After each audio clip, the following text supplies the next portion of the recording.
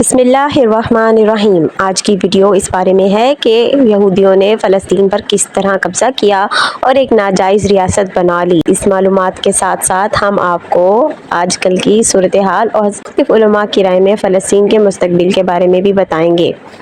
1799 میں عرب دنیا پر فرانسیسی حملے کے دوران نپولین نے ایک اعلان جاری کیا جس میں فرانس کے تحفظ میں یہودیوں کے لیے فلسطین کو ایک وطن کے طور پر پیش کیا گیا۔ یہ خطے میں فرانسیسی موجودگی قائم کرنے کا ایک طریقہ بھی تھا۔ مشرق وسطیٰ میں یہودی ریاست کے بارے میں نپولین کا نظریہ اس وقت پورا نہیں ہوا، لیکن نہ ہی اس کی موت ہوئی۔ 19ویں صدی کے آخر میں اس منصوبے کو انگریزوں نے دوبارہ زندہ کیا۔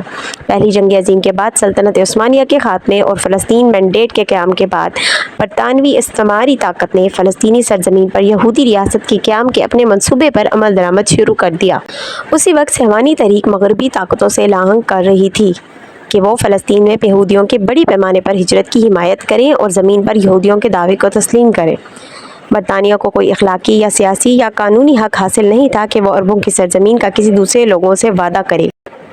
بلفور اعلامیہ نے فلسطین میں یہودی لوگوں کے لیے قومی گھر کے لیے برطانوی حمایت کا اعلان کیا۔ یہ اعلان برطانیہ کے اس وقت کے سیکریٹری خارجہ آرتھر جیمز بلفور کی طرف سے برطانوی صہیونی تحریک کے رہنما بیرن روزسٹالٹ کو لکھے گئے خط میں کیا گیا ہے۔ اس خط کی تائید برطانیہ کے اس وقت کے وزیر اعظم ڈیوڈ لائیڈ جارج نے کی تھی جو 1915 میں صہیونی بن گئے تھے۔ خط میں کہا گیا ہے کہ برطانوی اس مقصد کے حصول کو آسان بنانے کے لیے اپنی بہترین کوششیں استعمال کریں گے۔ صہیونیوں کے لیے ایک واضح فتح تھی۔ صہیونیوں کی مدد کرنے کے لیے برطانیہ کا اہم کارنامہ یہودیوں کو اپنی فوج رکھنے کی اجازت دینا تھا۔ سلمان ابو سیتا۔ فلسطین میں صہیونیوں کی آمد جسے برطانوی حمایت حاصل تھی، فلسطینیوں کی شدید مزاحمت کا سامنا کرنا پڑا۔ طرف سے صہیونی آبادکاری کے لیے زمینوں کی خریداری نے دسیوں ہزار فلسطینیوں کو اپنے گھروں سے بے گھر کر دیا۔ اس سارے عمل کو انگریزوں نے سہولت فراہم کی تھی۔ جہاں یروشلم میں فلسطینی قیادت نے بڑھتے ہوئے تناؤ کو حل کرنے کے لیے برطانیہ کے ساتھ مذاکرات جاری رکھنے پر اصرار کیا، وہیں 1922 سے حیفا میں مقیم شامی رہنما عز الدین القسام نے انگریزوں اور صہیونیوں کے خلاف مسلح بغاوت کا مطالبہ کرنا شروع کیا۔ 1935 میں القسام کو برطانوی افواج نے گھیر لیا اور اپنے کچھ آدمیوں کے ساتھ مارا گیا۔ ان کی مزاحمت نے بہت سے فلسطینیوں کو متاثر کیا۔ 1936 تک برطانوی سامراج اور صہیونی آبادکار استعمار کے خلاف عرب بغاوت پھوٹ پڑی۔ 1939 تک انگریزوں نے بغاوت کو کچل دیا تھا۔ فلسطینیوں نے خود کو دو دشمنوں سے لڑتے ہوئے پایا، برطانوی استعماری افواج اور صہیونی ملیشیا گروپس۔ اگرچہ برطانیہ نے فلسطین میں بڑے پیمانے پر یہودیوں کی نقل مکانی کی حمایت کی تھی، لیکن نوآبادیاتی طاقت نے عرب بدامنی کو روکنے کی کوشش میں ملک میں آنے والے یہودیوں کی تعداد کو محدود کرنا شروع کر دیا۔ امیگریشن کی نئی حد نے صہیونیوں کو پریشان کر دیا۔ انہوں نے برطانوی حکام پر دہشت گردانہ حملوں کا سلسلہ شروع کیا تاکہ انہیں وہاں سے نکال دیا جائے۔ اسرائیل کی ریاست کے قیام سے پہلے یا بعد میں تشدد کے بغیر صہیونیت کا تصور نہیں کیا جا سکتا۔ انیس سید۔ راتوں رات فلسطینی بے وطن ہو گئے۔ دنیا کی دو بڑی طاقتوں امریکہ اور سوویت یونین نے فوراً اسرائیل کو تسلیم کر لیا۔ جب صہیونیوں نے فلسطینیوں کے خلاف نسلی صفائی کی مہم جاری رکھی تو پڑوسی عرب ممالک اور نئی صہیونی ریاست کے درمیان جنگ چھڑ گئی۔ اقوام متحدہ نے سویڈن کی سفارتکار فولکے برنارڈوے کو فلسطین کے لیے اپنا ثالث مقرر کیا۔ انہوں نے فلسطینیوں کی حالت زار کو پہچانا اور ان کے مصائب کا ازالہ کرنے کی کوشش کی۔ پرامن حل نکالنے اور نسلی تطہیر کی جاری مہم کو روکنے کے لیے ان کی کوششیں ستمبر 1948 میں صہیونیوں کے ہاتھوں قتل ہونے پر ختم ہو گئیں۔ وطن کے بغیر کچھ نہ کچھ غائب رہے گا، ہمیں کبھی عزت نہیں ملے گی۔ منیب صوبیہ، ایک فلسطینی پناہ گزین۔ 1949 تک 7 لاکھ سے زیادہ فلسطینی پناہ گزین بن چکے تھے اور 13,000 سے زیادہ اسرائیلی فوج کے ہاتھوں مارے جا چکے تھے۔ اقوام متحدہ نے اسرائیل اور ان عرب ممالک کے درمیان جن کے ساتھ اس کی جنگ جاری تھی کے درمیان جنگ بندی کے معاہدے کے لیے زور دینا جاری رکھا۔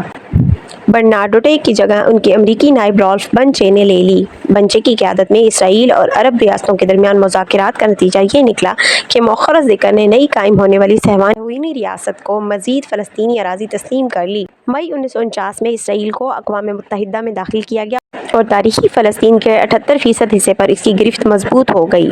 باقی 22% مغربی کنارے اور غزہ کی پٹی کے نام سے مشہور ہوئے۔ دریں اثنا لاکھوں فلسطینی پناہ گزین کیمپوں میں اپنے گھروں کی واپسی کے منتظر رہے۔ جہاں صہیونی تحریک نے سب سے پہلے فلسطینیوں کو ان کی سرزمین سے ہٹانے کی کوشش کی، وہیں اس نے فلسطینیوں کے ورثے اور ثقافت کو بھی مٹانے کی کوشش کی۔ مجموعی مقصد فلسطین کو دنیا کے نقشے سے مٹانے کی کوشش سے کم نہیں تھا۔ فلسطینی نکبہ 1948 میں ختم نہیں ہوا تھا۔ تاریخی فلسطین کی نسلی صفائی اب بھی ہو رہی ہے اور اسی طرح فلسطینی مزاحمت بھی۔ 1949 کا سہوانی فلسطینی سرزمین پر یہودی ریاست کے قیام کے اپنے خواب کو مزید آگے بڑھاتے رہے۔ دریں اثنا یہ واضح ہو گیا کہ فلسطین مزاحمتی قوتوں کی تعداد بہت زیادہ تھی۔ سہوانی رہنماؤں اور فوجی کمانڈروں کے ایک چھوٹے سے گروپ نے فلسطین کی نسلی تطہیر کی منصوبہ بندی کے لیے 1 سال تک باقاعدگی سے ملاقات کی۔ انہوں نے اس کے بارے میں ایک دن میں فیصلہ نہیں کیا۔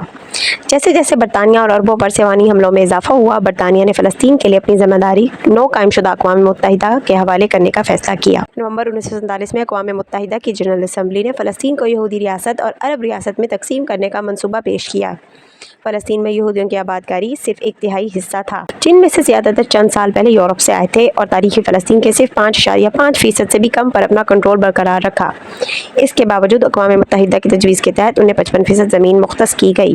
فلسطینیوں اور ان کے عرب اتحادیوں نے اس تجویز کو مسترد کر دیا، تاہم سہوانی تحریک نے اسے قبول کر لیا، اس بنیاد پر کہ اس نے عرب سرزمین پر یہودی ریاست کے تصور کو جائز قرار دیا، لیکن انہوں نے مجوزہ سرحدوں پر اتفاق نہیں کیا اور تاریخی فلسطین کو فتح کرنے کی مہم چلائی۔ 1948 کے اوائل تک سہوانی افواج نے درجنوں دیہاتوں اور شہروں پر قبضہ کر لیا تھا، ہزاروں فلسطینیوں کو بے گھر کر دیا تھا، یہاں تک کہ جب برطانوی مینڈیٹ ابھی بھی نافذ تھا، بہت سے معاملات میں انہوں نے منظم قتل عام کیا۔ سہوانی تحریک کا پیغام سادہ تھا: فلسطینیوں کو اپنی سرزمین چھوڑنی چاہیے یا قتل کر دینا چاہیے۔ کئی بار اسرائیلی فوجیوں نے 10 فلسطینی نوجوانوں کو گاؤں کے بیچوں بیچ لے گئے، انہیں مارنے کے لیے گولیاں ماری تاکہ باقی سب دیکھ کر بھاگ جائیں۔ تھیوڈور کارٹز۔ فلسطین کی جنگ فلسطینیوں نے 1948 میں نہیں بلکہ 1930 کی دہائی کے اواخر میں ہاری تھی، کیونکہ برطانیہ نے عرب بغاوت اور عرب فاسد قوتوں کو مکمل طور پر زمین بوس کر دیا تھا۔ اویش شلم، تاریخ ساز۔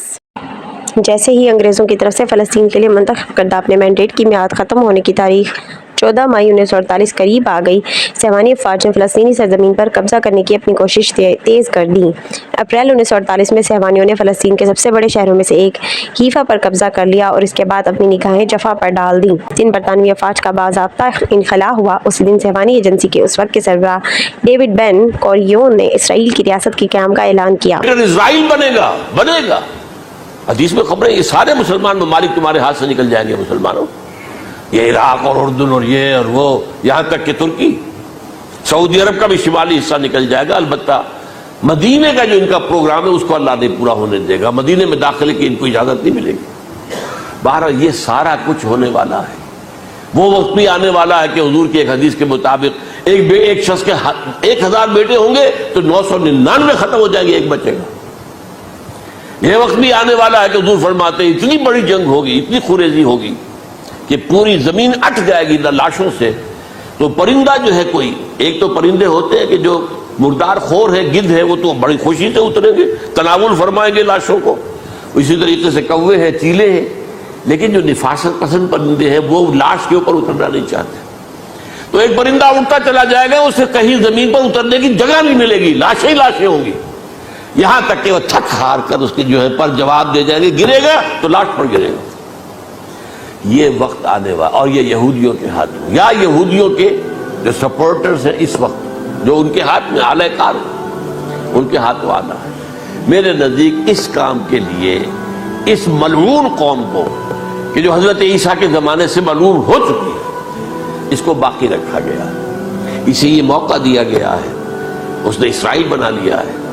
تقریباً 2000 سال کے بعد وہ دوبارہ آ کر آباد ہوئے اس سرزمین میں جہاں سے نکال دیے گئے تھے 70 عیسوی کے اندر۔ یہ سارا کچھ کیوں ہو رہا ہے؟ ان کا یہ استثناء کیوں کیا گیا؟ یہ بڑی تلخ بات ہے، یہ یاد کر لیجیے، کیونکہ یا تو قوم اسی وقت ہلاک کر دی جاتی، جیسا کہ ہوا قوم نوح، قوم ہود، قوم عاد، قوم ثمود، قوم شعیب، یہ ہوا کہ نہیں ہوا؟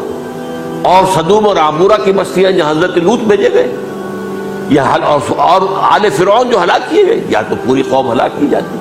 نہیں، یہ یوں سمجھیے کہ اس پورے معاملے کو درمیان میں سے ایک وقفہ دے دیا گیا، حضرت عیسیٰ کو اٹھا لیا گیا، اور حضرت عیسیٰ دوبارہ آئیں گے۔ یہ کیوں کیا گیا؟ اب اس میں بڑی تلخ بات آپ سے کہہ رہا ہوں، یہ آپ کے لیے قبول کرنا آسان نہیں، حلق سے نیچے اٹھنے کی مشکل سے۔ اس قوم کو زندہ رکھا گیا ہے جو ملعون اور مغضوب علیہم قوم ہے، سب سورہ فاتحہ میں مفسرین لکھتے ہیں ضالین یہ نصارہ ہے اور مغضوب علیہم یہ یہودی ہیں. اور قرآن کہتا ہے لعن الذین کفروا من الکتاب علی لسان داؤد عیسی ابن مریم، لعنت کی گئی. ایک ملعون اور مغضوب قوم کے ہاتھوں آخری امت محمد اور اس کا بھی بہترین حصہ، اس پر عذاب ان کے ہاتھوں آئے گا. عربوں پر عذاب یہودیوں کے ہاتھوں، اس لیے ان کو بچایا گیا.